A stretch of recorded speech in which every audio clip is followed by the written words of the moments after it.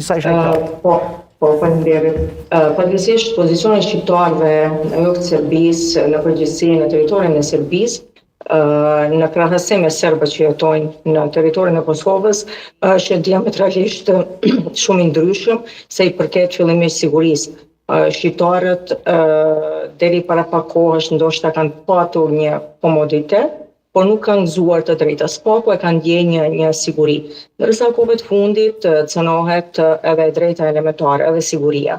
Pasi vizimi i adresave, mosnjohja e diplomave dhe duke mos gëzuar as drejtat elementare, kjo ka bërë që të fillojë zbrazja e këtyre trevave shqiptare, kur e dim shembullin me qytetin e Medvegjës tani, i njëjti fat po përcjell edhe Preshevën dhe Bujanocin.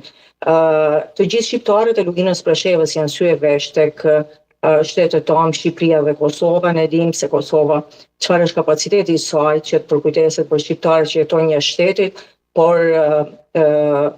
kërkesa më e madhe është tek shteti shqiptar, tek Shqipëria, e cila ka dhe më kushtetuar që të përkujdeset për shqiptarët jashtë kufive. Unë mendoj se nuk po bëhet mjaftueshëm nga dy shtetet shqiptare